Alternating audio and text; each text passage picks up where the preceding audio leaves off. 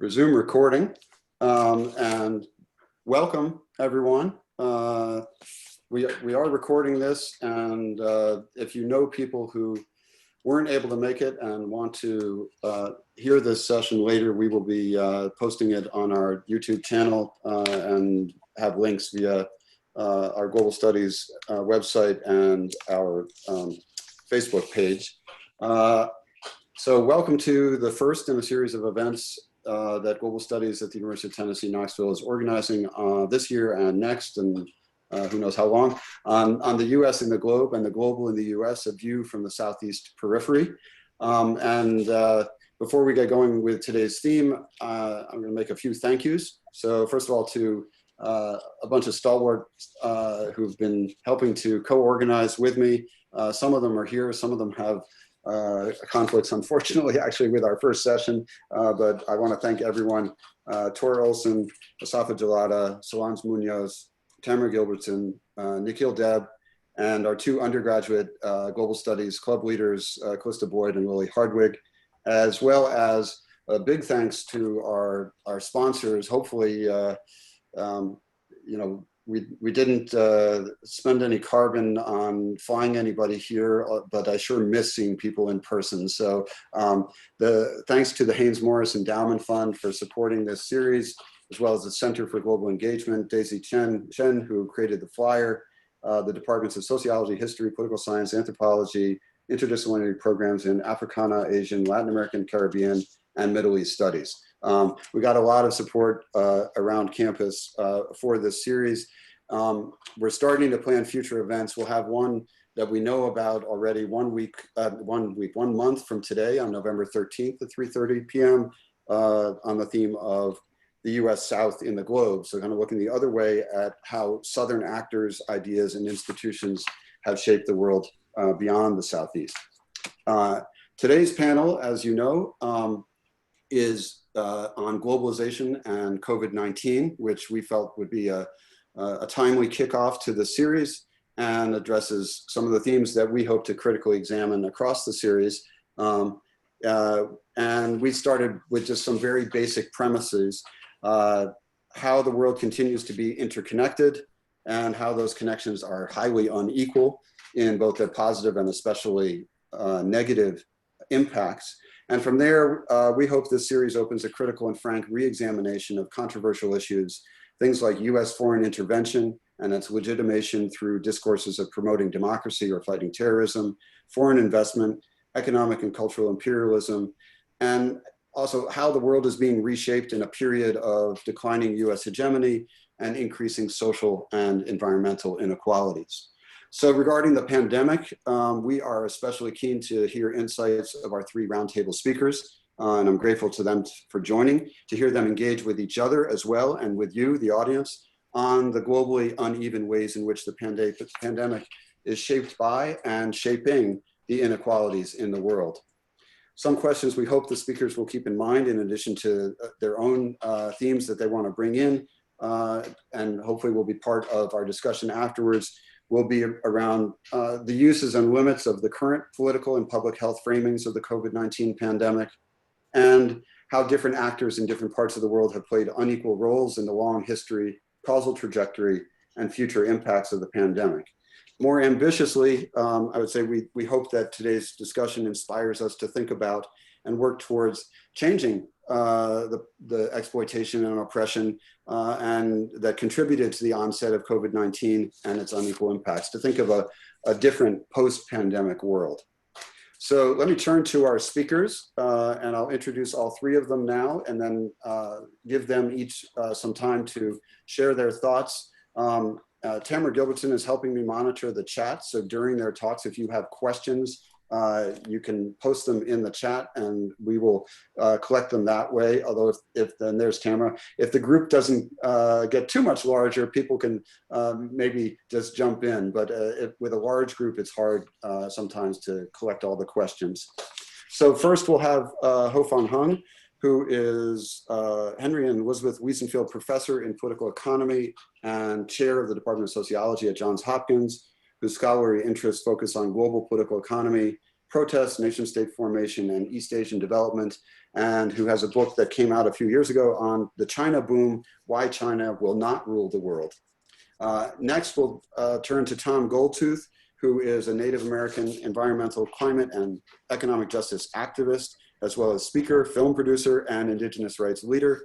He has been executive director of the Indigenous Environmental Network since 1996 in Bemidji, Minnesota. And he's also a member of the International Indigenous Peoples Forum on Climate Change, which is the Indigenous caucus within the UN climate change negotiations. And he was awarded the Gandhi Peace Award in 2015 for his work. In June, IEN, the Indigenous Environmental Network, released a new book, A People's Orientation to a Regenerative Economy, Protect, Repair, Invest, and Transform. I'm sure he will deal with some of the themes there. Thirdly, we have Rob Wallace, and Rob is an evolutionary epidemiologist, and he is with the Agroecology and Rural Economics Research Corps in a neighbor of Tom in Minnesota, but a different part of Minnesota. He's the author of Big Farms Make Big Flu, great book, highly recommended. Co-author of Clear Cutting Disease Control, Capital-Led Deforestation, Public Health Austerity, and Vector-Borne Infection. He has consulted with the UN Food and Agriculture Organization and the Centers for Disease Control and Prevention. And he has a new book out called Dead Epidemiologists that just came out, I believe, this week. So as I said, we'll give each speaker about 15 or so minutes, 15 to 20. I said, Max, I think everybody's on mute already. The speakers will probably be sharing their screens, and you can post your questions to chat, and we hope to have a nice discussion at the end with all of you and across the speakers. And I'll turn it over. We begin with Ho-Fung, whose provocative title, I believe, is not necessarily the title he wanted to use, but SARS, COVID-19, and the Yellow Peril. Hi, thanks, Paul, for putting this together and inviting me on the panel with two other very distinguished panelists that I look forward to listening to. And actually, that when the first COVID-19 emerged in China in January and February, and when many countries, including the US and Europe, are talking about travel restrictions on flight from China, that for some reason that one of my old articles that I published in 2004 about the SARS epidemics was kind of suddenly get a lot of attention and cited by the Chinese government official media, because at that time, in 2003, during the SARS epidemic, I was teaching in Hong Kong. So I was at the epicenter of the outbreak, and I was stuck at home. That just like everybody is nowadays around the world, but at that time it's more local and restricted to certain areas. And then I'm keeping track of the cultural representation of the disease and the racism and all that involved, and also the discussion about the Chinese government handling of the disease and WHO role of it. So it was 2003 during the SARS epidemics, and the paper was published in the journal Asian Perspective in 2004. And at that time, in the article, I argued that there was a kind of either a globalist or anti-globalist response to this epidemic. A globalist response at that time that I praised the US government of the time to adopt a globalist response, because at that time there was also a debate about whether we do travel restriction, limiting people movement, and also targeting some ethnic neighborhoods in Canada at that time and the US. But the US at that time, even though it is under the George W. Bush administration, they adopted quite a globalist approach. They didn't ban travels from China, but they did screening of travelers from China to do the temperature testings and to track whether any incoming travelers have symptoms. And they emphasize a lot to target ethnic Chinese communities and things like that. So it's a globalist response. But at that time, a number of other countries adopt a kind of a blanket travel ban from all flight from China, and then this kind of traditional racist troops of yellow peril and Asian people and Chinese people carry disease that you date back from the 19th century emerged in the public media, and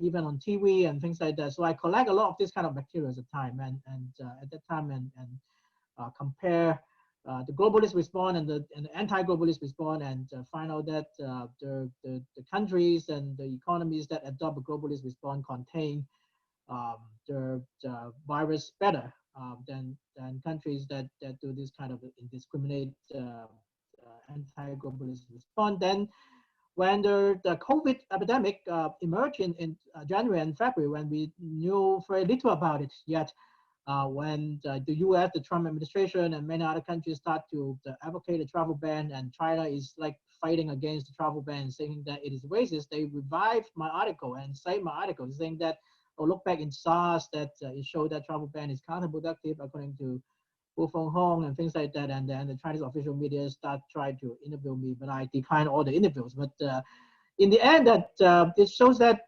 what is true for the SARS epidemic is very different from the COVID-19, because the nature of the disease is different. Back at that time, the globalist response, well, you don't need to do travel ban. You can just track people's temperature, because you only spread the disease when you have symptoms. But this time around, we all know that now that COVID-19 is very notorious for its asymptomatic spreading. So this time is very different. And I, in retrospect, and when I talk to media, I acknowledge that this time around that actually that the virus could have been contained better if more countries did travel ban or travel restriction earlier, because in retrospect that the nature of the virus. And then now that the discussion about the initial response and responsibility of the virus become very toxic. Actually, it's poisoned definitely by the Trump administration. But there's a lot of things that we need to discuss, and we should not avoid discussing it just because kind of the current administration of the U.S. government kind of poisoned the discussion. For example, the responsibility of the disease. We all know that politically that the Trump administration is trying to characterize the virus as a China virus or Wuhan virus, or and attribute all the responsibility of the mess to China.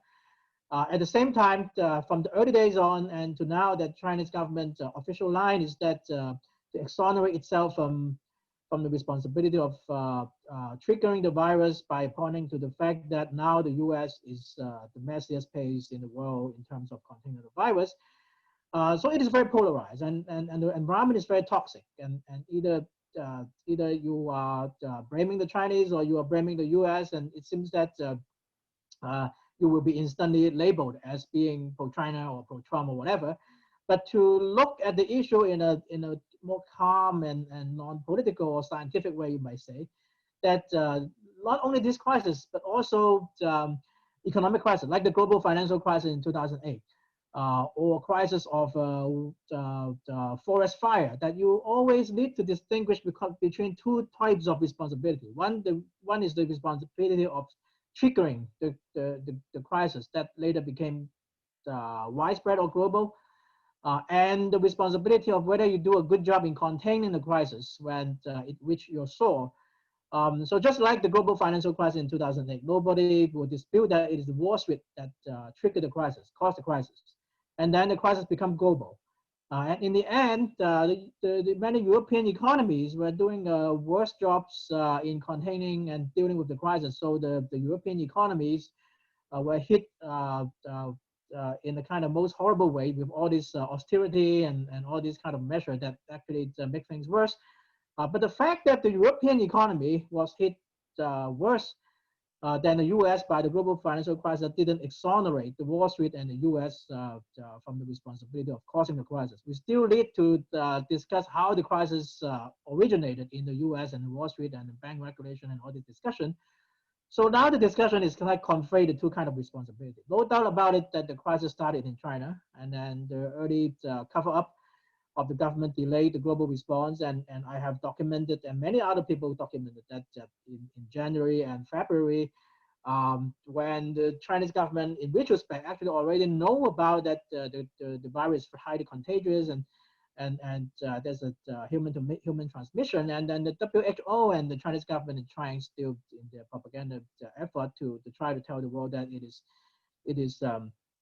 is not that serious. It is less serious than the flu, and then there's a lot of this talk. So this part of the responsibility you cannot canceled out by the fact that now the US has been doing a kind of bad jobs in handling it, as in many other European countries and other countries as well.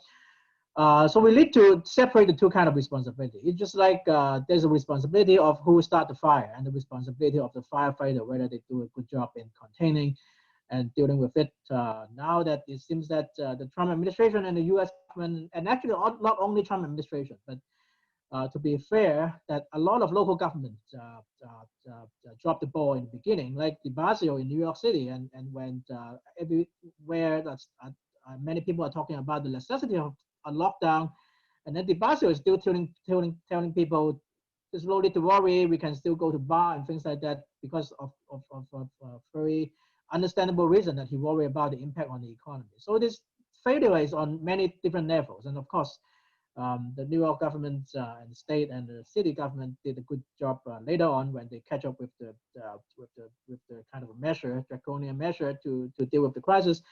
So we need to discuss these issues about the responsibility of originating of the virus and how different governments handle it to a different extent of success. And then now you compare, because it's too early to tell, but we already can tell that the handling of the crisis, the failure of handling of the crisis in the US compared to more successful cases, mostly in Asia, has something to do with the kind of a learning curve, because Asian countries from South Korea to Taiwan and local areas like Hong Kong, they're different extent of the government effectiveness and people trust in the government, but they uniformly did very well in containing the crisis, mostly because they lived through the SARS epidemic in 2003.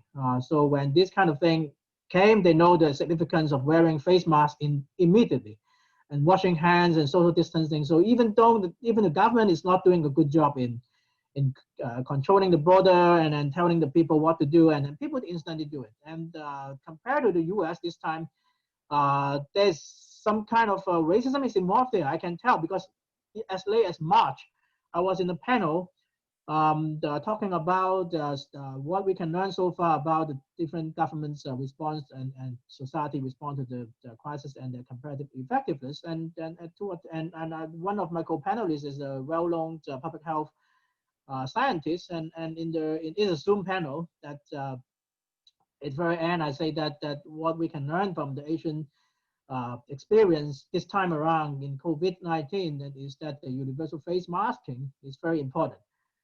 Back in March, that it still seems to be debatable in the U.S. media and scientific community, and my scientific co-panelists, the audience cannot see him because it's a Zoom meeting, but I can see from my screen that he's giving a face of despise or even thinking it's funny that you sociologists or Asians and talk about universal face masking that has low scientific proof, and it was discussed at that time. So it is this kind of a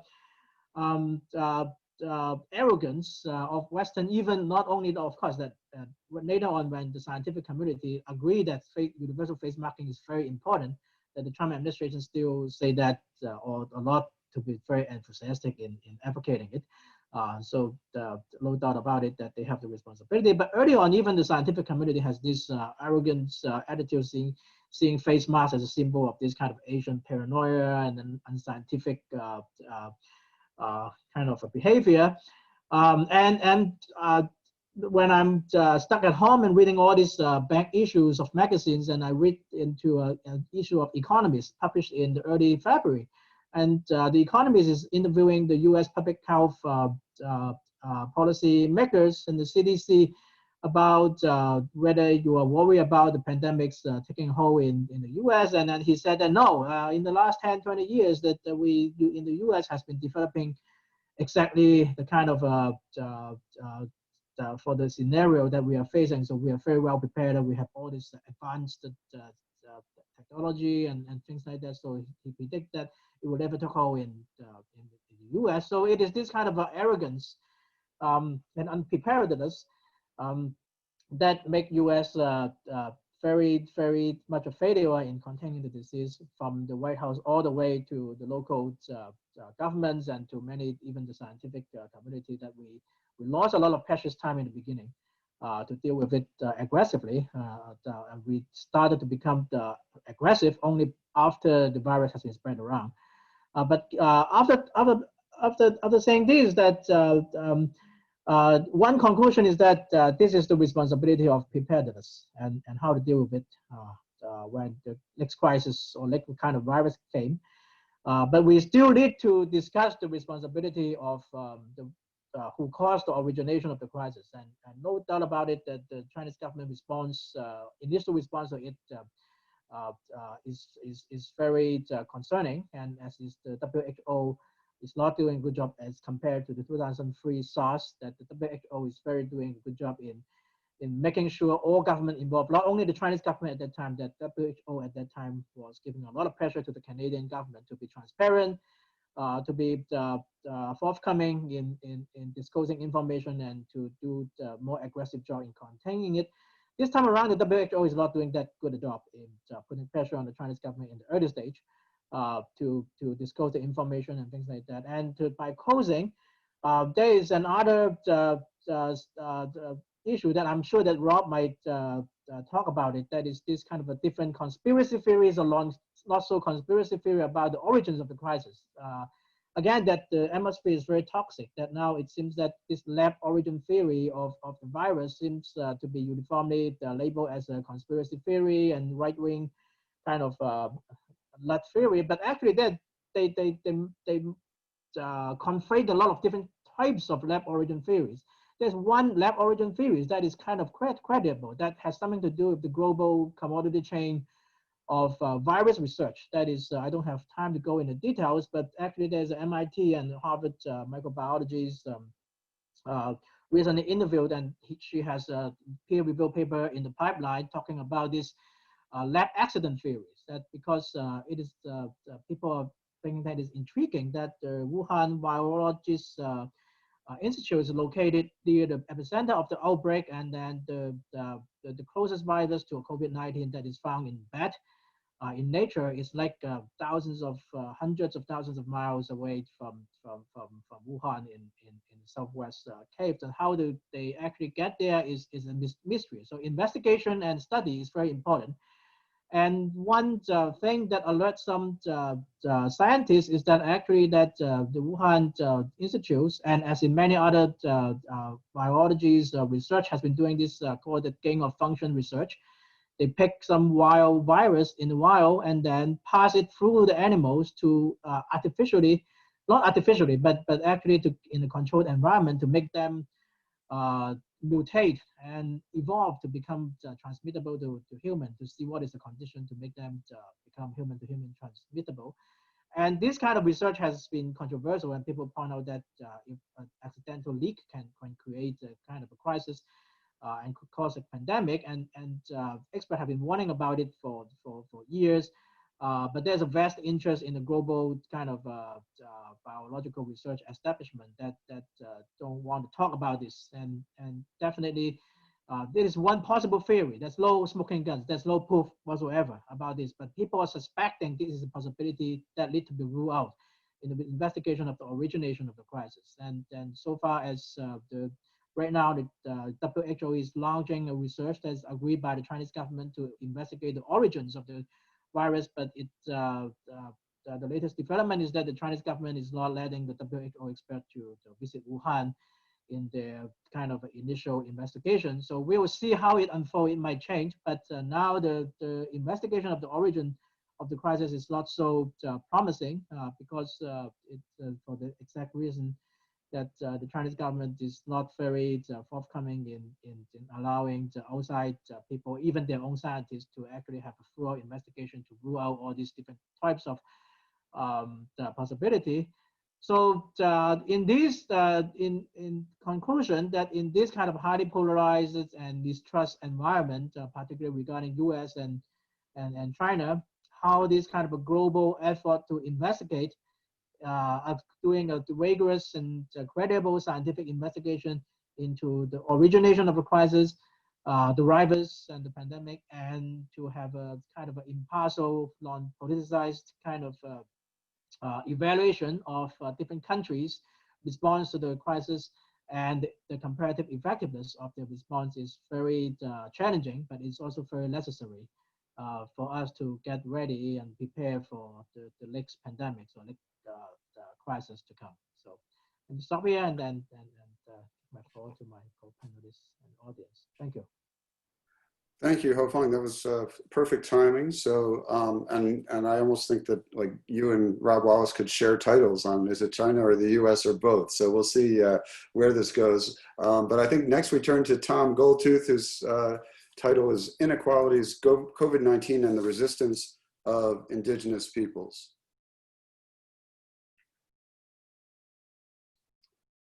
And you might still have mute on, Tom.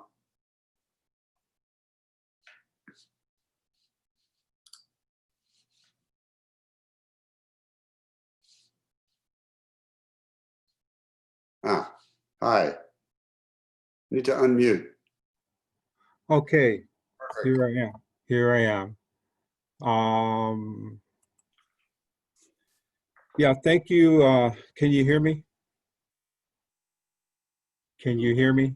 Yes, thanks, Tom. Okay. Yeah. Well, thank you for the invitation. I'm very thankful for the committee and the folks there on this very important topic. Yeah, one of the important approaches that I want to talk about when we talk about COVID-19 and our indigenous peoples of the United States is to look at the disparities, look at the disproportionate impact. And so I'm going to be using the terminology American Indians and Alaska Natives, and I won't spell that out some of the times, but I thought I would start out by just giving some historical references that lifts up the issues around how these epidemics affect our American Indian and Alaska Native peoples. And it takes me back to lifting up the swine flu. And that was in this very serious issue back then when our communities were 4 times more likely to die from that disease than all the other racial groups. And that further lifted up a continuing concern that our tribes had on the inadequate funding that we get from the US government through the Indian Health Service. I have to tell people that because of our status here in the United States as being the first peoples, we retained our inherent rights as indigenous peoples in this country. Part of the trade-off is that we reserve certain benefits. So the US has a federal trust responsibility to our federally recognized tribes, and that's through concerning health care. That's the Indian Health Service. It's an agency within the Department of Health and Human Services. So it's that department that is the provider for roughly 2.6 million American Indians and Alaska Natives that belong to 574 federally recognized tribes in 37 states. So we have this special, it's a unique legal and political relationship with the federal government, and it comes out of those reserved rights that we maintain. Some of our tribes call those treaty rights. I want to lift up the disparities in the healthcare, as I mentioned on the first slide. Despite that legal obligation and the duty of the United States to provide health care to our peoples, there's reports such as the one in July 2003 from the U.S. Commission on Civil Rights that outline the civil rights disparities in health care for our people. Unfortunately, the findings of that report are still current. The data has not changed it hasn't changed. It's still a big issue. the scale of this crisis as far as our population that has grown since 2003, and it has not kept up to the pace that's what's needed. There's a lot of the feeling of our people on our lands, and also our native people that live off reservation in the urban, in the city areas, that we're expendable. We are the other when there's collection of data. We are the others. And so the life expectancy of our people is 4.4 years less than the United States, related to all the race population. And we die at a higher rate than other Americans in categories of preventative illness, or diabetes, cirrhosis, liver disease, and chronic lower respiratory diseases. One of our sisters, Cheyenne, she made this statement, and I just had to grab it. It really tells, you know, where we're at right now, that this is systematic racism. And it's part of the foundation of this country. I'm not going to go into the concepts of colonization, the settler colonists, and all the other social factors that come with that: assimilation, acculturation, forcing our people not to speak our languages, and really diminishing our status as sovereign nations, and categorizing us as local communities, or even denying our existence as indigenous sovereign nations, and can put us in the block as people of color. So systematic racism, that's what she's a healthcare provider as well. And these health disparities lift up that issue.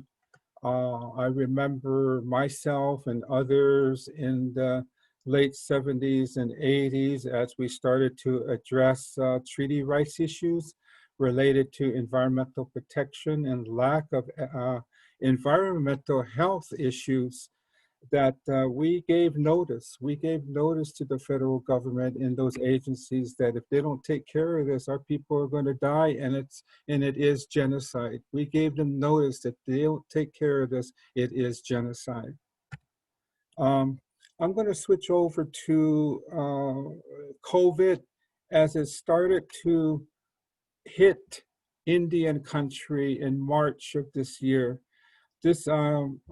My mother's Navajo. I'm part Navajo and Dakota, and this is on our Navajo reservation in what's known as Monument Valley area. There's a lot of movies that are made in this area, but this is part of the steps that the Navajo Nation took in trying to address this pandemic. It's a rural area, and the statistics that really hit us as Navajo Nation, it's real. It was a shocker, and it spread so rapidly on the rural area of Navajo Reservation that encompasses, in this case, Arizona, New Mexico, Utah, and Colorado. And it's an area to where we have a higher per capita rate of infection than any state in the US. The population in 2010 of the Navajo Nation there is 173,667 people. And as of September of this year, the number of confirmed cases was 11,540. This is one of the tribal leaders that volunteered on the reservation, getting his temperature checked. Currently, on Navajo Nation, there's 9,000 confirmed positive cases and over 400 deaths. The Navajo Nation did the best to try to get a handle on this.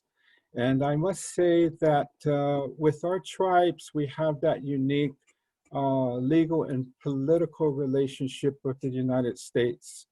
Many of the federal agencies are mandated to provide services to our tribes, from EPA to Indian Health Service to HUD and other agencies, CDC as well.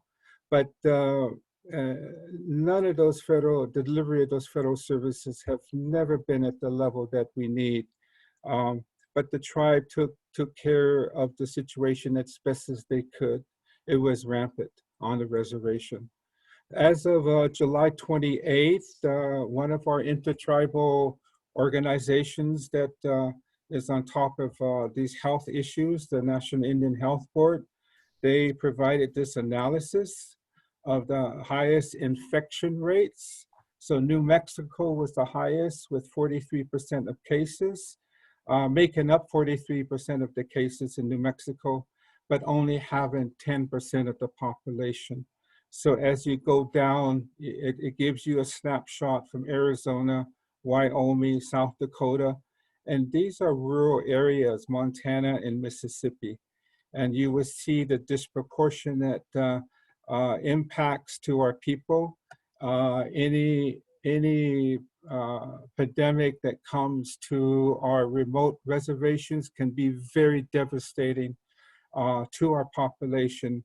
And it's been a very serious issue of inequality. We have a statement in Indian country and the work that we do that generally a lot of people say it's hard to be Indian. It's hard to be Indian because of a lot of these health impacts. It's hard on our economic. There's a lot of homelessness and many other different social issues. But related to health, it shows here, I put here just the high rate of these health conditions that have impact on the vulnerability of COVID infection and death to our people. In many of our rural areas, there's lack of access to clean water. So where are people gonna wash up?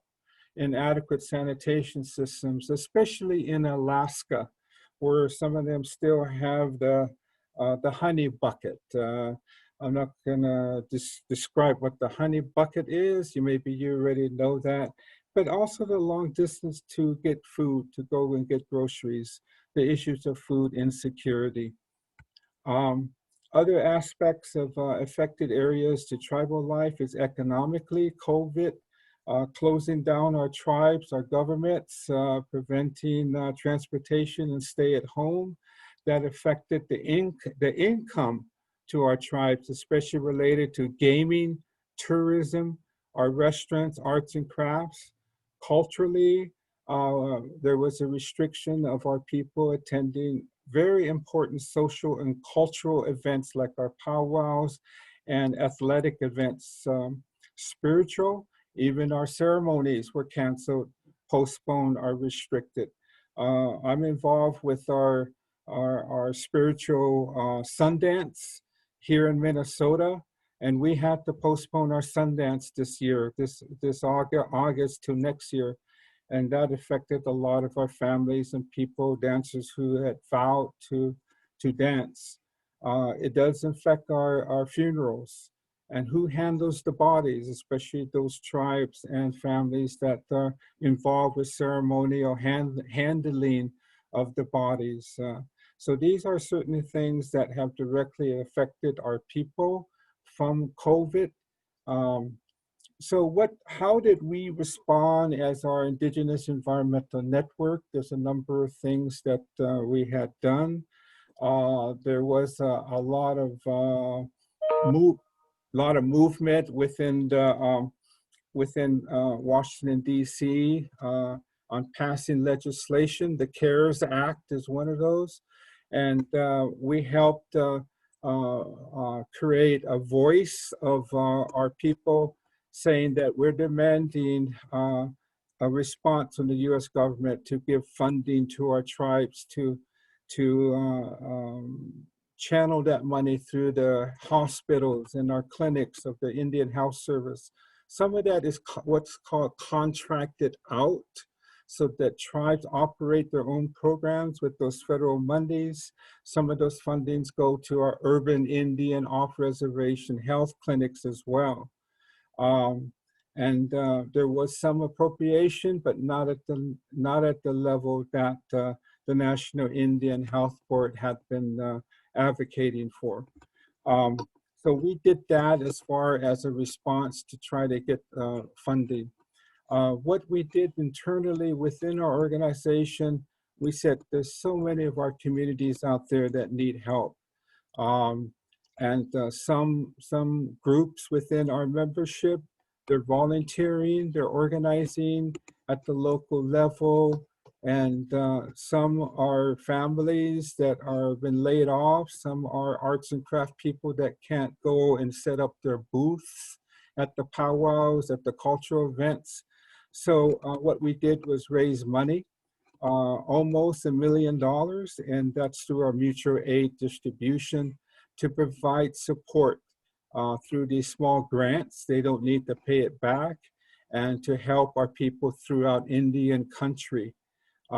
We started out with an announcement right off. Within that day or two, we got 438 online applications, and it's increased to over 2,000.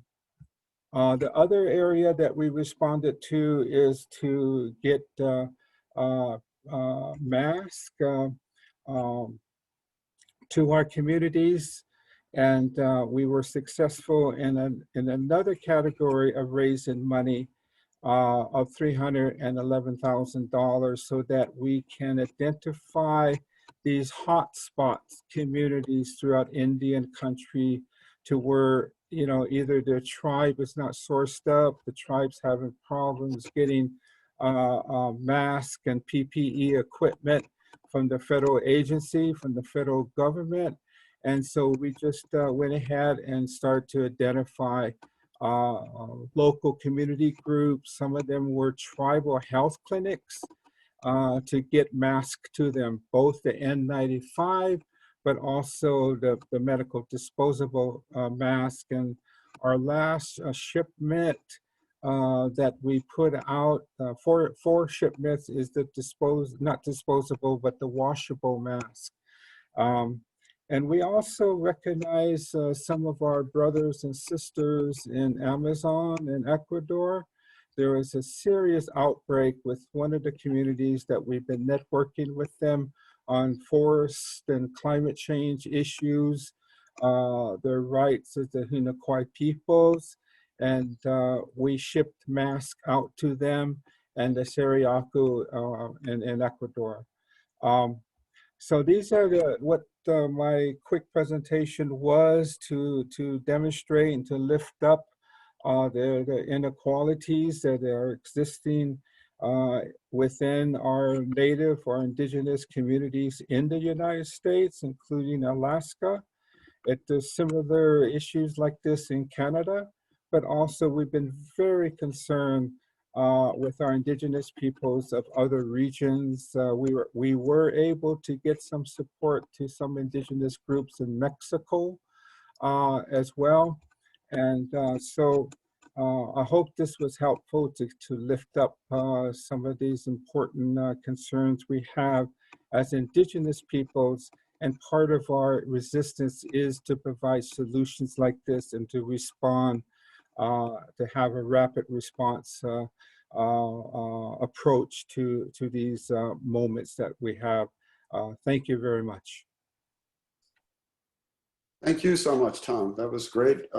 Really gave us some insight into the self-reliance efforts and the tremendous need in Indian country. So our third speaker we're going to go directly to now is Rob Wallace on did COVID-19 start in the U.S. or China or both? And as he's speaking, maybe all three talks are spurring your juices to ask questions. Feel free to put those into the chat box, and we'll hopefully have some good discussion at the end of Rob's presentation. So go ahead, Rob. All right, thank you very much. It's certainly getting my juices going. And so what I'm going to try to do is respond to some of the things that came up in both talks and try to somehow, some way circle back to both of them, because I think they're very interesting. And despite the sense of being dissimilar, in some sense, yeah, they kind of originate in my mind in the early colonial encounters in terms of turning mercantilism into capitalism, and what that does to how people are treated and thought of, and how the landscape is treated. I'll talk 15, 20 minutes. Paul, if I start yapping too far, just please feel free to intervene. But given the time, and even though I do live in Minnesota, I'm going to give it to you straight in the manner of my New York City upbringing. I think we're sheltering in place isn't the only way that COVID has trapped us. We are trapped by a series of false dichotomies. As Ho-Fung discussed, there's the false dichotomy of China versus the US, Republicans versus Democrats, politicians versus scientists, urban versus rural. Of course, this distinction between the field hypothesis of COVID, how it arrived, and the lab origins of it, the possibility that it did it that way, which is very much a third rail here in the discussion, not only in the US, but in more other quarters as well. So there's certainly a kind of respectability epistemology involved. You will start talking about that stuff, that gets you into a lot of trouble. I should say that I'm very much a proponent of the field origins of COVID-19. I think the genetics of the virus indicates that it did indeed originate out in the field. But there's also evidence accumulating for the lab hypothesis as well. And that's disturbing for people because, you know, don't we have everything already figured out at this point? I mean, after all, we are 9 months out of the emergence of a global disaster, and we should have everything figured out at this point, right?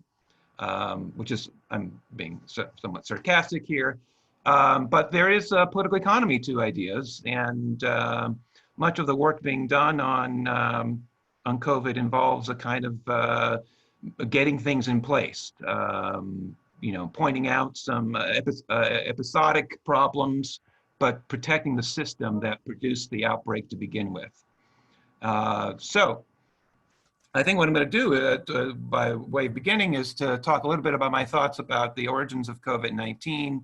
And along the way, we'll stop by this China versus US distinction, and also maybe make our way over to the urban-rural stuff as well, along the lines of what Tom talked about. I've been working on infectious diseases for about 25 years. I started off with HIV as a grad student, but my postdoc work was on the emergence of avian influenza H5N1. That was the first celebrity virus of the new century that we got all worried up about. And then years that followed, you had a whole series of different types of viruses that emerged afterwards. Obviously SARS-1 comes up, but you have other avian influenzas. You have H5N2, H9N2, H7N9. You have Ebola in West Africa. You have Zika that emerged, and many of us were surprised by SARS-2 only because we had our focus on African swine fever that had made its way to China and killed half its hog. Clearly, you have a documented acceleration in new pathogens that are emerging in short order. And you know, when each one emerges, we run to the internet. We try to figure out, you know, what is the virology of the pathogen? What is its immunological kinetics? What is its clinical course? What is epidemiology? What do I need to do? What's happening? How did it originate? And all those things. And those questions are incredibly important. But there's a way of actually kind of dividing us into forgetting maybe to look at what is similar, what organizes these pathogens under the same rubric. And our team have, in some sense, bounced from one pathogen to the other, kind of, but along the way, you know, drawing up a new model of how all these pathogens are coming at us at once. And unfortunately, the natural experiments continue, as it were, And COVID-19 helped us crystallize what our model is about why these things are happening. And the way we view it as is in terms of a kind of a circuit of production. So if you imagine a circuit going from a regional capital nearby all the way through the peri-urban areas to a local forest where you have wild reservoirs of the various deadly pathogens. So it might be bats, it might be geese, it might be any kind of wild animal that can support a virulent pathogen. As the forest is increasingly cut into, developed, you have an increasing interface between the wild animals and the labor that is working in raising the new livestock and the new monoculture crops that are growing there. And so you increase the interface, you increase the rate of spillover, you increase the diversity of pathogens that are spilling over. And some of these pathogens just emerge right at that spot. So Ebola, 2013 is an excellent example. West Africa, up until then, most of the Ebola is spilled over, you know, in sub-Saharan Africa would, you know, knock out a couple villages or two or kill a guerrilla troop. And, you know, it's a terrible, sad thing. You have case fatality rates coming in at 90%. But how is it that when we get to 2013, you have a virus that emerges genetically not very different at all from its predecessors? Clinical course pretty much the same, but it goes on to infect 35,000 people, killing 11,000, leaving bodies in the streets of regional capitals. And what the hell happened? If you focus on the object of things, if you focus only on the virus, then you lose out to understand that causality extends out into the field, into how the various relationships of the ecosystemic actors, the whatever animals are involved, whatever humans, how they're organized across geographic space and such. And so our group concluded that that Ebola outbreak, we named it neoliberal Ebola. Of course, that's quite disturbing because in the sense of for most researchers, they want to focus in on the kind of biomedical aspects of the virus alone. But in terms of explaining causality, you're on the hook as a researcher to figure out what the hell's going on. And so our West Africa was over the last couple decades, for some of the countries that are affected, Liberia goes much further back to 1925 and the rubber tapping. But over the last couple decades, you have the structural adjustment programs that are imposed in West Africa, in which local governments, national governments have to change, open up their economies to multinational incursion and reduce public health outlays, reduce animal health outlays and such in order to qualify for loans. That has an effect on some of the spillover viruses in two ways. One, you have it at the where the forest meets where the crest, the neoliberal frontier of development. You have the emergence of oil palm plantations that replace local agroforestry. Forests are very complex things. By virtue of the complexity, they act as a buffer upon the emergence of spread of virulent pathogens. You know, the wild reservoirs, it's unlikely to come across another host to transmit to. Once you clear it out though, and the pathogens become, the forests become much more simplified. So a lot of the hosts that do host dangerous pathogens might die out, but some actually do quite well. So bats actually do well under those circumstances. They actually migrate to the palm oil plantations. I mean, what's not to like about it? You have a lot of space. You have no predators, no competitors. But that leads to the increase of the interface with the locals who are now employed in the palm oil plantations. Then there's an addition in terms of the removal of farmer autonomy in the area. People can't subsist on their plots anymore, so labor has to go to the city to find work, at least on a seasonal basis. Increases the cycle migration between the forest areas deep into the cities. So there's your ostensible pathway by which previously isolated pathogen will suddenly spill over and be able to make its way through to the city, enter public health systems that are in decline, you know, especially if they're expressing noisy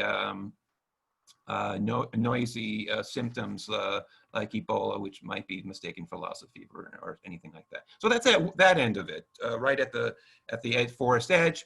You also have pathogens that are emerging more toward the regional capitals, which are surrounded, increasingly being surrounded worldwide by cities of poultry and cities of livestock, pigs and such. So this is again on the industrial model. So you reduce the diversity of animals, increases the food for flu, as it were, allowing pathogens to sweep through and increase in their virulence. So that's at that end. And then you have some pathogens that arise across that circuit of production.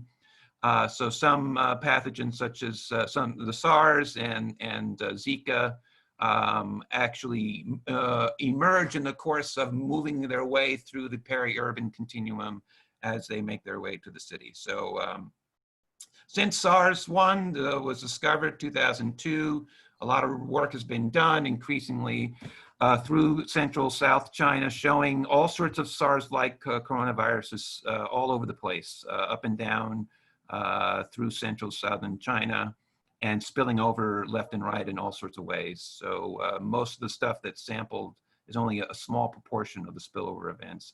Coronaviruses are increasingly sloppy. They're very sloppy in the sense of they can spill over, infect multiple different types of hosts. There's a lot of focus on the wild food animals like civets and such and pangolin that are brought to market, but there have been samples found in more industrial hog within China itself. Coronaviruses are all over the world, but this particular clade is particularly virulent and capacious in its ability to spill over and make its way, and and do considerable damage. Although MERS emerged in the Middle East, another member of that clade as well. So the whole focus on China, it is indeed, as Ho-Fung brought out, again another marker of the yellow peril, an attempt by countries and companies to basically finger point away their responsibility for this, because pathogens are emerging all over the world. I mean, if we get to what Tom brought up, H1N1 emerged outside Mexico City. That was some of the phylogeography, genetics show that all the genomic segments that converged on those farms came from North America, primarily the U.S. So the U.S. is indeed a pandemic spot of origins. And we call that flu the NAFTA flu, after the North American Free Trade Agreement. Effectively in '94, opened up the borders, the American meat dumped onto Mexico, destroyed the Mexican domestic market in terms of raising hog, forced those domestic producers to, if they wanted to survive against the Smithfields of the world who were coming down to replace them, they had to consolidate themselves. So the nature of hog production changed in such a way that it led to the arrival of the livestock revolution in Mexico that hadn't been the case before, and leads to the selection of a virulent influenza that does go pandemic. What's happened in Brazil, of course, with Zika, or in Africa, these are all multinational companies coming in from Europe and the US and elsewhere, and increasingly China as well. So here's the distinctions that we're making between the US and China. Really doesn't make sense in the scheme of a global capitalist system. And especially as they are all working together in terms of increasingly working together to buy each other up and invest in each other's projects. So, COVID, SARS and COVID in Central China is in part, in my view, the U.S. does have its hand in its origins. If we get to Ho-Fung's point about we speaking about origins, certainly China is to blame as a at the federal government level.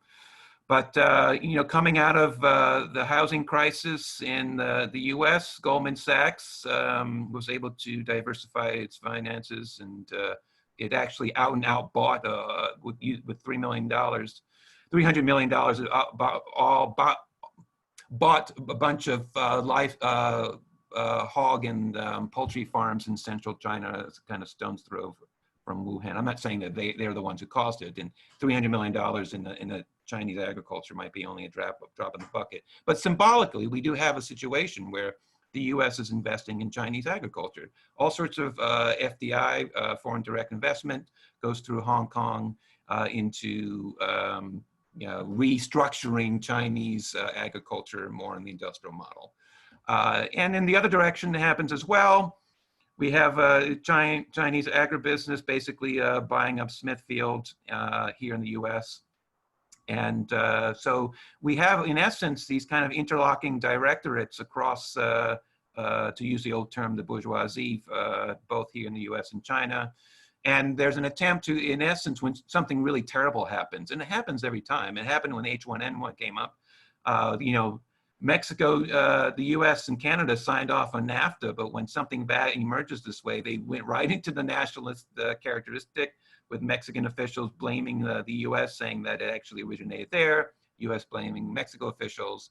And here again, we have another situation where blame is convenient as a way of externalizing blame, and so that in essence to mollify domestic populations. I mean, if we here in the U.S. are, as Ho-Fung very well described, if we're incapable of in dealing with an outbreak that happens here, in my view, I don't think it's merely a lack of experience. I think it goes into, structurally speaking, kind of a neoliberalism approach to public health that has either led to its neglect or it's being sold off. So it's built into the fabric of our public health to the point that if, health is basically you and your personal relationship with your doctor, who, by the way, you can't see right now because there's a pandemic going on. I myself got COVID, so I do write about it in the book, so it's no news, but I was diagnosed through the computer. It was no community health worker that came by, stopped by my door. No help that way. So in essence, the American people have been largely abandoned by the states and Republican and Democrat across the board.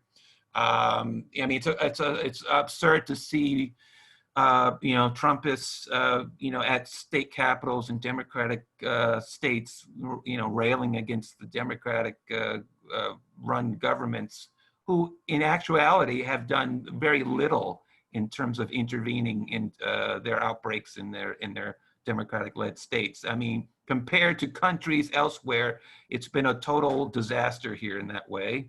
And, over 200,000 dead as a result. And we were going to get slammed one way or the other, but certainly countries around the world, China itself, Vietnam, but beyond Asia into New Zealand, Iceland comes to mind, Taiwan, although yes, that's in Asia, I do know that. But these countries did very well in terms of locking down and are engaging in a kind of level of public health intervention that is at the scale of the pandemic itself. And so this was all very well known across the political lines and structure of government. Vietnam is very different from New Zealand in that way. But weirdly done. They had this notion, whatever governments they were, that governance has something to do with helping the people you ostensibly represent. The United States hasn't done that. It's in effect shown the various attributes of a failing nation state. I'm not saying we're there or anything, or it can't be reversed, but this year has been something eye-opening. I think, I don't know how we're doing with time, Paul. You're approaching maybe the last 2 or 3 minutes. Okay, very good. And I'm going to finish up this way to tie it off this way, is that cite the world systems theorists' notions of cycles of accumulation. Since the origins of capitalism, capitalism has been centered in various centers. So you start with the Italian city-states, you move to Spain, you move to the Netherlands, the Britain, and then the US. And each cycle of accumulation centered in a place. Bourgeoisie around the world are largely taken care of, but you do have imperial states that are running infrastructure to keep global capitalism running around the world. Now, the US coming out of World War II was in its part of its up cycle in the terms of turning money into capital. and you turn money into capital, you're in essence building imperial infrastructure around the world. You're running the world capitalist system largely to your benefit, but for the benefit of capital sources around the world. And that includes not only, putting bases around the military bases around the world to make sure that any country that gets out of line gets smacked down in due course. But in addition, CDC is part of the imperial program, and that way, for better and for worse, that way, they go out, have developed quite a reputation for going from country to country and intervening to quash a potential pandemic that would ruin the system through which the US did so well for so many decades. What's remarkable about this past year is that, in effect, Trump refused to read what every administration since World War II understood, which was that the US was in the business of taking care of that global system. So leaving the WHO, reverting to the kind of bilateral agreements, it's not a sign of strength, it's a sign of weakness. And that weakness had been accumulating through previous administrations, but to see this all out in this way, and to the point that we are unable not only to deploy CDC around the world, the Chinese refused the CDC's help, but we are also unable to even deal with the outbreak as it reaches our shore. So we're it seems to be on the far end of the cycle of accumulation, and we're in essence moving from capital to money, meaning our centers of capital are in essence cashing out.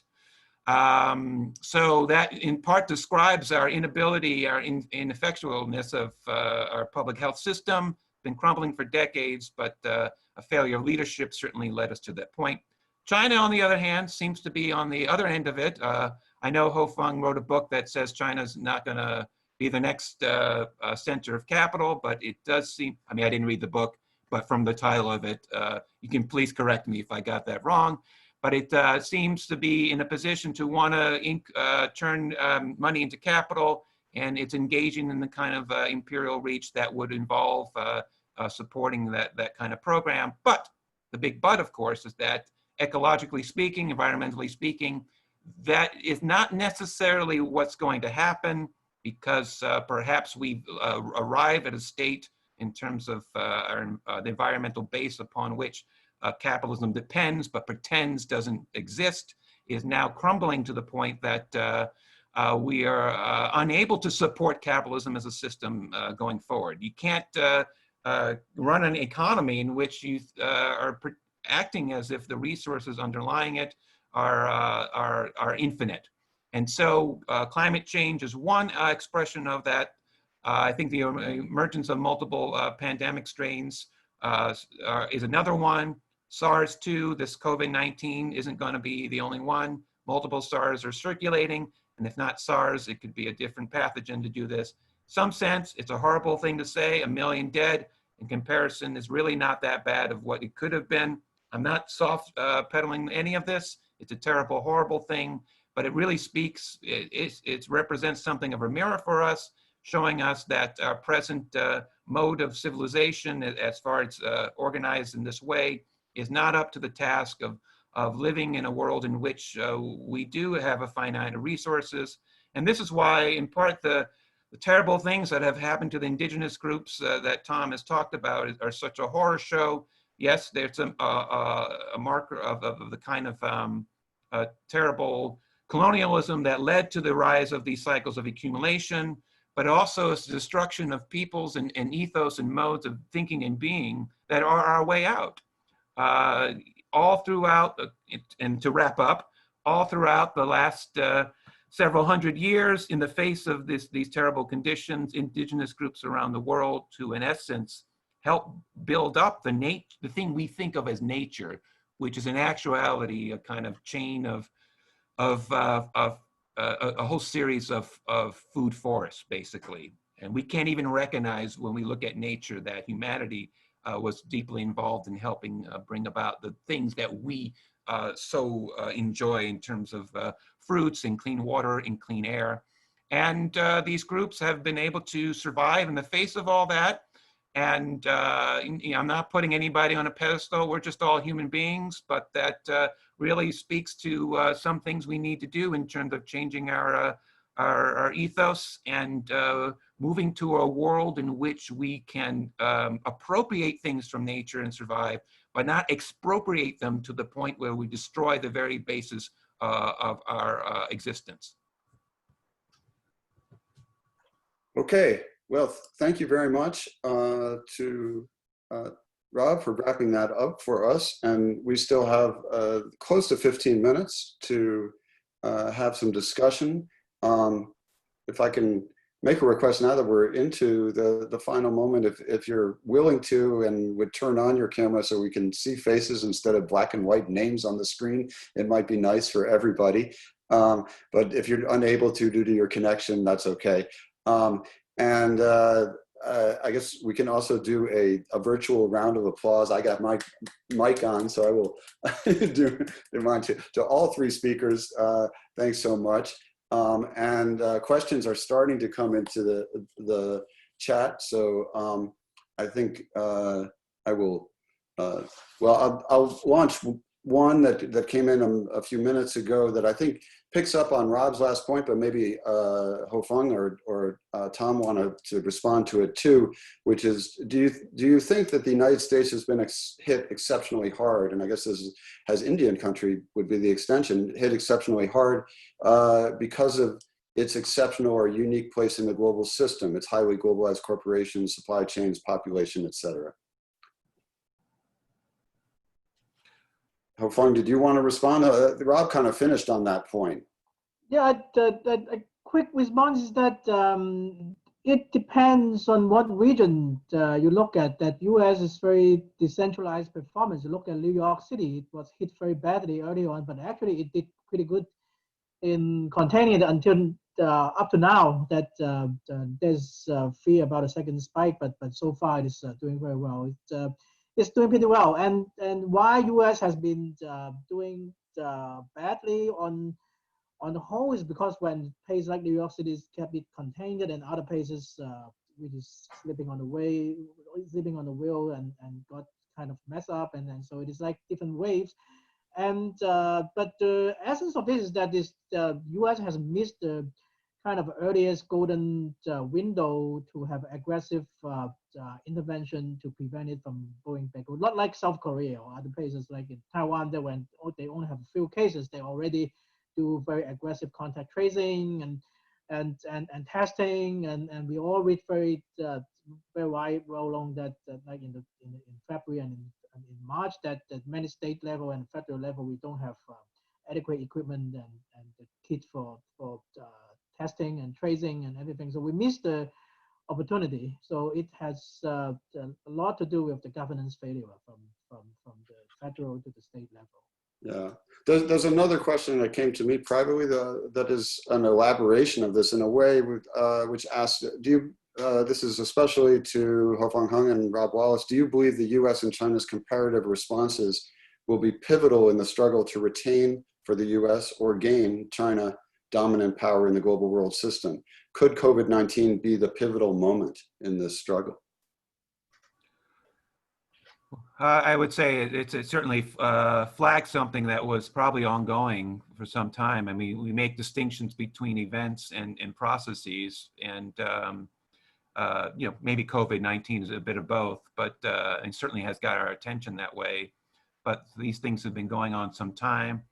As I wrapped up, you know, there's no guarantee that China will just replace the U.S. as the center. There could again be a struggle back and forth when empire. But for the rise of for the rest of us, I mean, I bring this up, but I don't necessarily identify with the characters involved. That's what I was getting at, the false economy stuff. I mean, I'm more of a third positionist in the sense of that. Third campus, let me just make a clarification. A third campus in the sense of I am not necessarily on either side of these imperial powers back and forth. I mean, how do you identify yourself with any of these characters who basically brought us on the precipice of environmental disaster and put a pandemic in our lap? Both these countries, countries around the world, I identify with everyday people and what are we going to do about it? So, you know, and this gets into the kind of epistemology of respectability. I mean, are we worried about what people would think of us? Who do you work for? Is this the filtering process by which we get our jobs? And, you know, there's a whole line of thinking that needs to be done. I think, you know, I think the response on the U.S.'s part in a really xenophobic way, in a really nasty, racist way, needs to be, you know, shouted down and put in its place. I think, as Ho-Fung brought up, the Chinese did very well in responding once they got going. But there is also, at the same time, even as we denounce xenophobic accusations, we can also say, hey, you know, there was a lot that went into why multiple strains of pathogens are emerging in China. Is it because you know, China took the BRICS road, said, you know, not going to let the U.S. and Europe use it as its own a refrigerator, as it were, and if they're going to exploit their resources, they're going to do it for the Chinese people? That's certainly a viable way of thinking about it. But has that led to the destruction of natural areas that have led to multiple spillover events across different infections? Yes, that's true too. But I think stepping out of those games in which we are ping pong between imperial positions, I think is the best step forward. A quick remark on this is that this back and forth between China and the U.S. definitely is a kind of pivotal moment, one of the pivotal moments or pivotal crisis, but it's not necessarily a transition from a U.S.-centered world to a China-centered world. I think it's a pivotal moment toward chaos. The situation is that the recent Pew survey of the world opinions about China and about U.S. and both are taking a big toll after the COVID-19 pandemic, that the Europeans, for example, they're originally very unhappy about the Trump administration and the U.S. and all that. But the reason the Pew research showing that they are equally having increasingly negative views on China after the COVID-19. So it seems that like the U.S. leadership is waning, but China leadership is not emerging and gaining from that. And it seems that now we are in kind of a leaderless, increasingly chaotic situation. Tom, did you want to say anything about anything you've heard that are more on this like global level, or should we open up for more questions? Oh, your mute's on again. Yeah.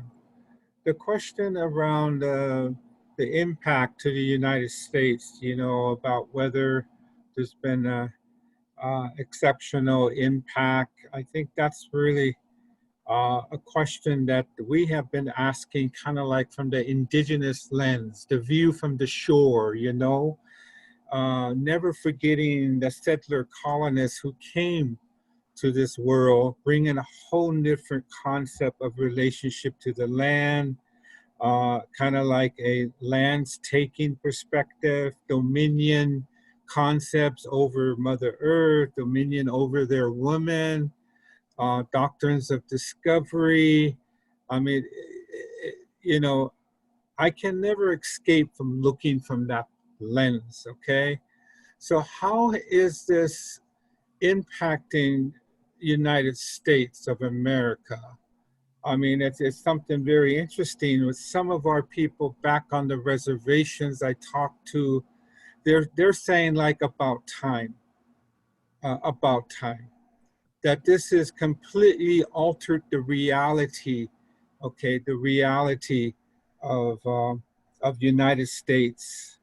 I think there's going to be impact. I don't know I don't know if capitalism is going to survive, you know, at this point. It's barely hanging on.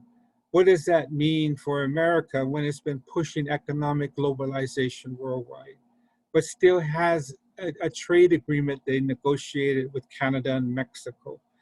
It's, you know, America is invested. I think America is in the hole, just like Trump is in the hole.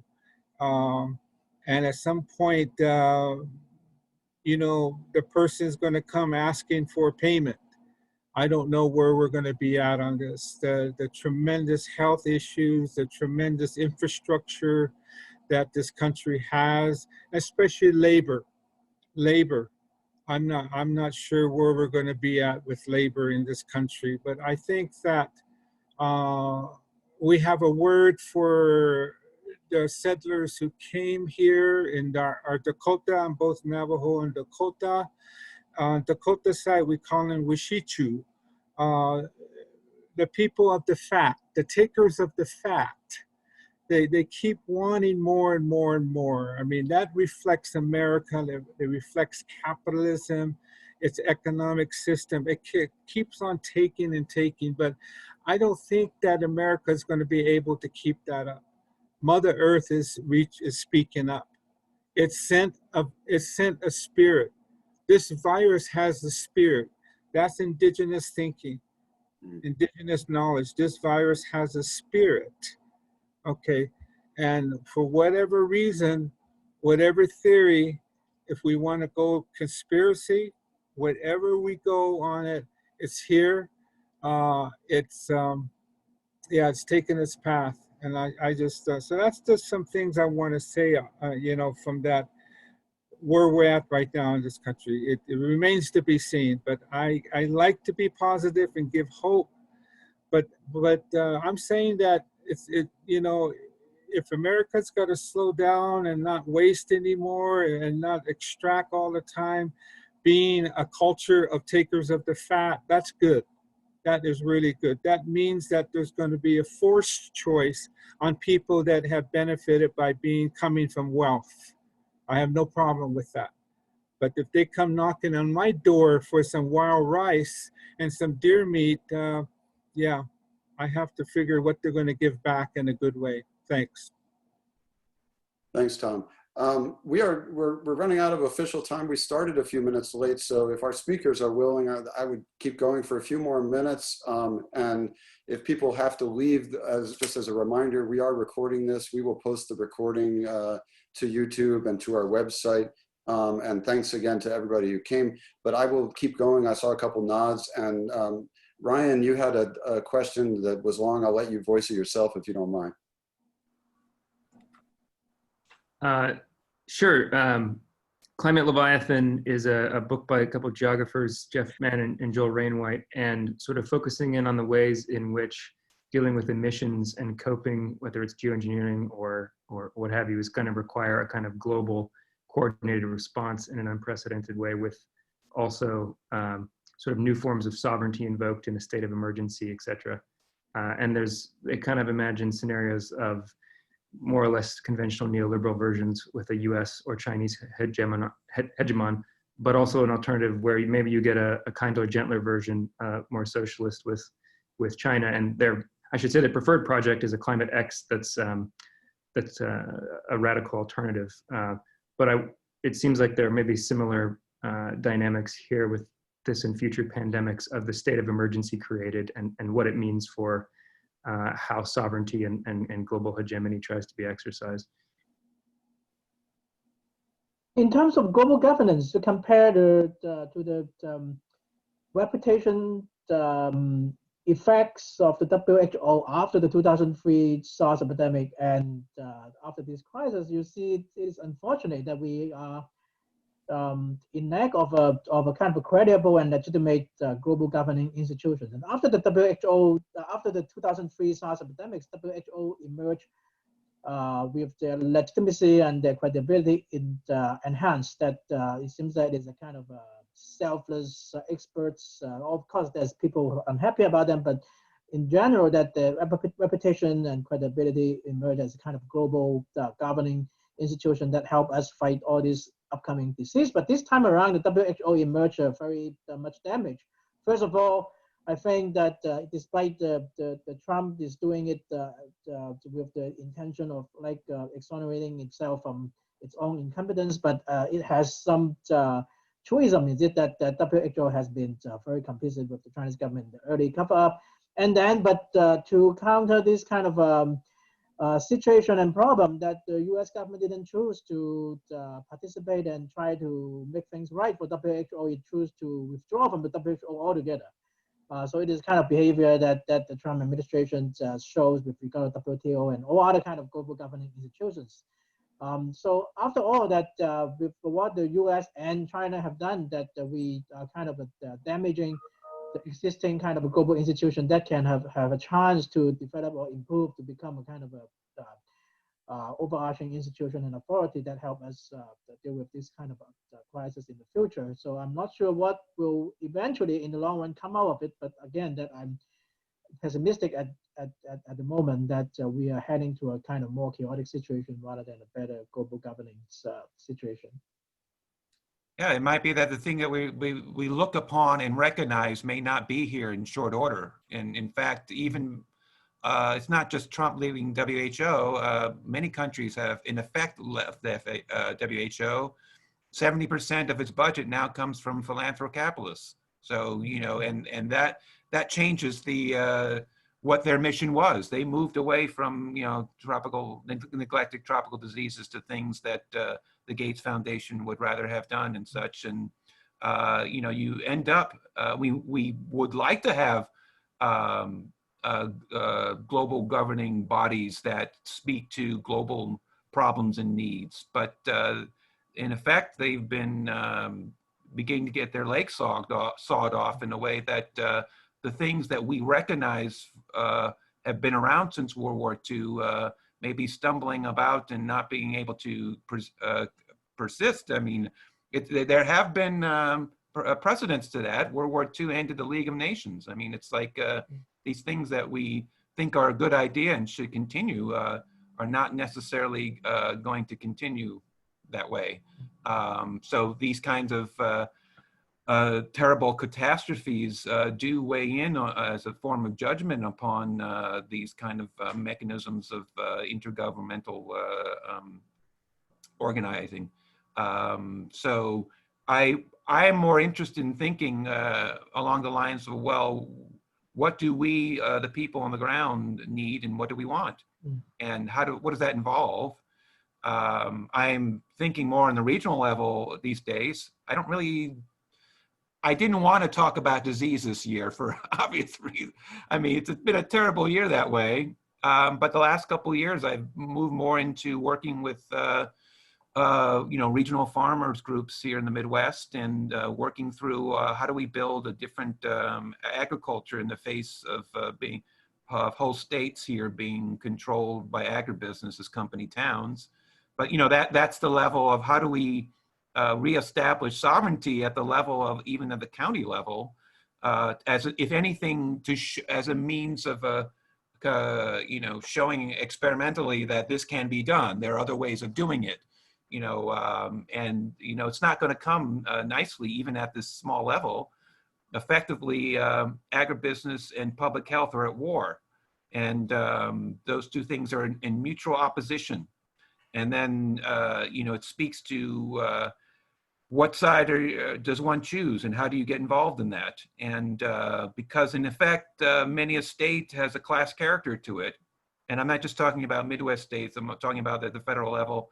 And even some of the consulting I did for FAO out in Rome, there'd be like agribusiness lobbyists in the hallways knocking on scientists' doors. I mean, poor guy, you know, he's just doing a model, and he's got some fast talking guy who's in there in his face going to try to maneuver him into a place that FAO does a policy in the favor of agribusiness. So, and this is a level which they're operating under. The question is, who are you going to decide to work for, and on what side? Because increasingly we are arriving at a moment in which this is the fundamental question, in my view. Yeah, I think that we're at a moment where we have to rethink how these structures have been created, because I'm also lifting up the need to rethink local engagement. When we talk about global international intervention, global governance structures, and they're linked to financial institutions, World Bank and regional institutions and research and who guides the research, and the link to the corporations on the biomanipulation issue that's been going on for decades with no safety protocols, no really real safety protocols. And so these are concerns that I've looked at. I've been to FAO meetings, and you know, the same regimes I talk about the introduction of genetically engineered seeds, things like that are pushed. What happened in Mexico with the corn, the vampire, what they call it, the vampire seed. You know, so I think it's coming to a place to where we have to give power to the civil society. We have to give power to our people from developing countries, and a lot of them, you know, haven't been given that opportunity, whether it's in the tropics, whether it's in Southeast Asia, and the role of NGOs, the role of World Bank is very strong, very strong. But I think we're at a point to where we got to lift up ethics. We got to lift up reevaluating our relationship as humanity to the sacredness of Mother Earth. What is those concepts of earth jurisprudence? How do we weave that into this discussion instead of maybe having the people say, well, we don't want to talk about that. That has nothing to do with talking about public health. But it does, yeah, check. Yeah. Well, I think I'm going to call time. I'm thanking all three speakers for staying a little bit over, and I think we ended on a really nice point in thinking about like what kinds of pathways we want to move on to address this. As I kind of kick this off and say, we're all concerned about how to analyze the current pandemic that we're living through, but what kind of world do we want after that? And where are these alternatives going to come from? And how do we go from the kind of jingoistic yellow fever blaming China or US to a more productive conversation? I'm going to stop our recording and thank you once again for coming. And we'll see you if you're interested in 1 month, November 12th. I was corrected on the date for the next session of the Global Studies series.